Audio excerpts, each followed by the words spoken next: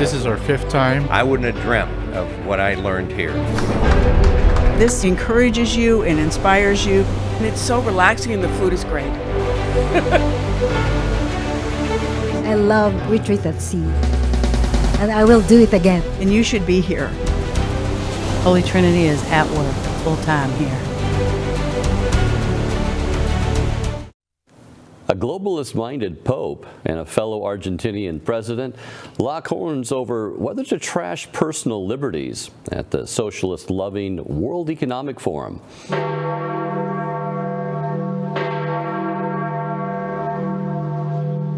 Join us with the latest from the Eternal City, Church Militant's Rome correspondent, Dr. Jules Gomes. Jules, the founder and head of the World Economic Forum, good old Klaus Schwab, has been pushing the Great Reset that leaped forward in the wake of COVID-19 restrictions. He's also been backing the WEF's mantra, "You will own nothing and be happy."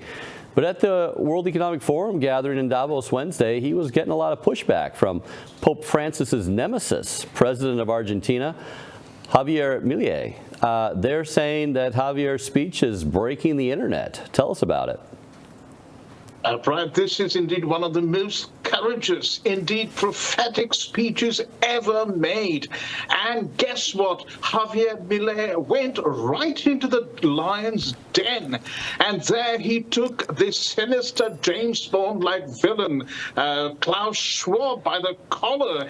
And he told him and the other oligarchs that they were nothing but control freaks wanting to take away our money, impose global communism on us, and, put us into a permanent lockdown, as it were. I mean, you can listen to what he's saying. We have it here on video. I'm here to tell you that the Western world is in danger. And it is endangered because those who are supposed to have to defend the values of the West are co-opted by a vision of the world that inexorably leads to socialism and thereby to poverty.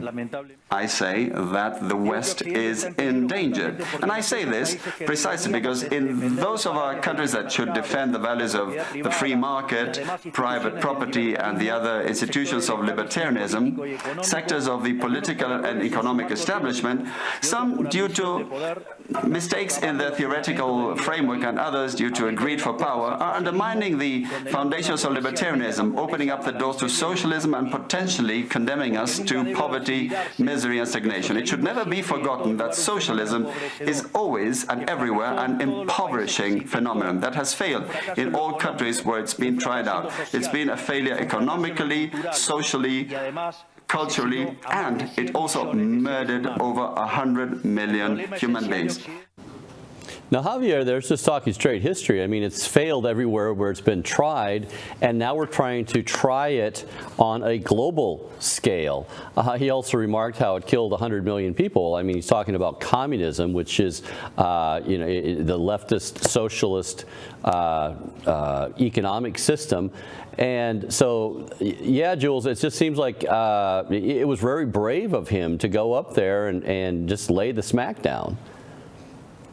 Brad, absolutely. Now, Javier Milei, eviscerated socialism there as the biggest threat to humanity. And, this is causing quite, it's causing waves all over the world. People don't like him. I mean, the leftists don't like him. They tarnish him as a populist. But just, ever since taking office, just a few weeks ago, actually, he's brought he's put his money where his mouth is.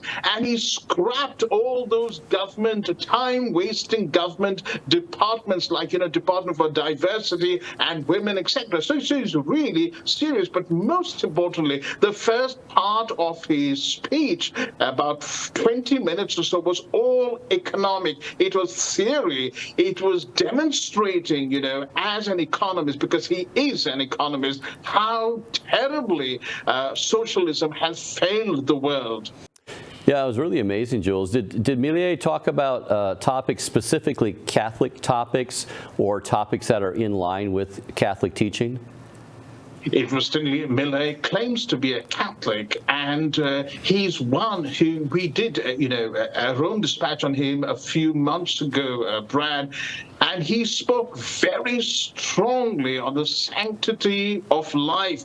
He explained both scientifically and philosophically why, abortion was basically murder, the killing of innocent babies who were being deprived of their human rights.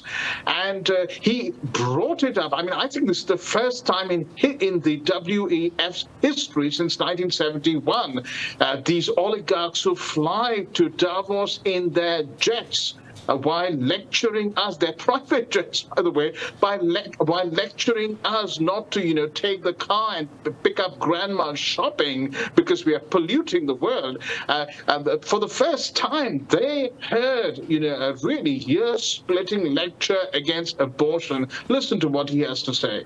The cornerstone of our creed says that all humans are created equal, that we all have the same unalienable rights granted by the Creator, including life, freedom, and ownership. All that this radical feminism agenda has led to is greater state intervention to hinder the economic process, giving a job to bureaucrats who have not contributed anything to society. Examples, ministries of women or international organizations devoted to promoting this agenda. Another conflict presented by socialists is that of humans against nature, claiming that we human beings damage the planet, which should be protected at all costs, even going as far as advocating for population control mechanisms or the bloody abortion agenda. Well, speaking about someone who's pushing climate change, we have Pope Francis. He also addressed the World Economic Forum earlier this week. He had remarks published on Wednesday. Did he challenge the globalists and elite body in any meaningful way, or is he backing them? Now, Pope Francis is actually an agenda contributor to the World Economic Forum, and he and the Secretary of State, Cardinal Pietro Parolin, have become closer and closer to the WEF, particularly during the COVID-19, the whole period of this tyranny imposed on us. And on Wednesday and on Tuesday, Cardinal Peter Turkson read out his speech, which is published on Wednesday, and Pope Francis did not mention God, Jesus, the Church. He in fact supported the agenda of the WEF. No wonder he's listed on their website as an agenda contributor. And basically what he said was that globalization has a fundamentally moral dimension, and therefore this must make itself felt in the economic, cultural, political, and religious discussions that aim to shape the future of the international community. He also said that states and businesses should join together in promoting far-sighted and ethically sound models of globalization. Now, he's never ever explained what an ethically sound model of globalization would look like. And he keeps talking about the common good. But he's never addressed the power grab, the massive power grab by these global elites at this very exclusive, unelected, undemocratic forum, a forum that basically is founded on stakeholder capitalism, which basically means, rather than shareholder capitalism, it basically means nobody can hold you accountable, and that is forming a dangerous and very sinister, secretive alliance with heads of governments. Well, that's just it, Jules. I mean, with the topics that Francis addressed, in his message to the World Economic Forum, you hear globalization is the answer, which really, like you're saying, is ruled by elites. I don't hear anything about under Christ the King, following the Ten Commandments. Pius XII was saying all these wars were started basically because we're not living according to the gospel teaching, and that would be St. James. Where do all wars originate, from within you? You would really think that Pope Francis, as a Catholic leader, would draw our attention that we need to be one nation under God, one world under God, rather than one world under a group of elites, no? Well, the old joke is the Pope Catholic, Brad, is no longer a joke. That's what, a lot of people on social media keep repeating ad nauseum. Well, sadly, Pope Francis, particularly in dialoguing with the non-Catholic, non-Christian world, has never, ever attempted to evangelize because, as he repeatedly reminds us, that would amount to a form of proselytization. And basically, he detests proselytization, as we have reported so many times. Now, Jules, well, Milei is hammering on socialism, really hammering on socialism. Pope Francis is urging greater cooperation with the Marxists. That was another story out there. Doesn't that seem to be a bit of an irony? Well, again, very interestingly, last week, Pope Francis he spent 40 minutes with a group called Dialogue, D-I-L-O-P, and he basically said that, Catholics and Marxists had a common mission. He encouraged them to dialogue work for the common good. And he said this, he said, politics cannot be left to market mechanisms.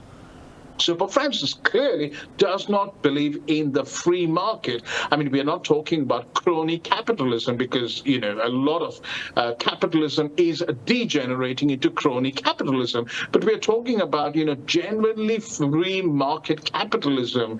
And Pope Francis thinks that this leads to oppression. I mean, serious economists have repeatedly challenged him on this premise. And Pope Francis is not an economist. And so he hasn't responded robustly to these charges. But yes, he got a lot of flack for this group, this meeting between Marxists and Christians, particularly people reminding him that Marxism, communism, socialism, under whatever label you want to, push this demonic philosophy, it is responsible for the murder of 100 million people over the last century. Communists killed far more people than the Nazis did. Yeah, it seems like everyone, Pope Francis, World Economic Forum, all they want to end poverty. Good enough.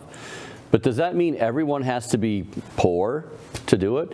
The Catholic Church has always stood for personal property, private property. He who doesn't work doesn't eat. Take care of your own needs, subsidiarity. So I'm not really sure I'm on board with owning nothing and still being happy, but that's just me. Jules, thank you so much for connecting all the dots on these stories for us. Thank you, Brad. Thanks again for watching today's episode of Rome Dispatch. This show is brought to you by donors like Real Estate for Life. If you're looking to buy or sell a home and want to support our mission, visit realestateforlife.org. Again, that's realestateforlife.org. Be sure to tell them Church Militant sent you. God bless.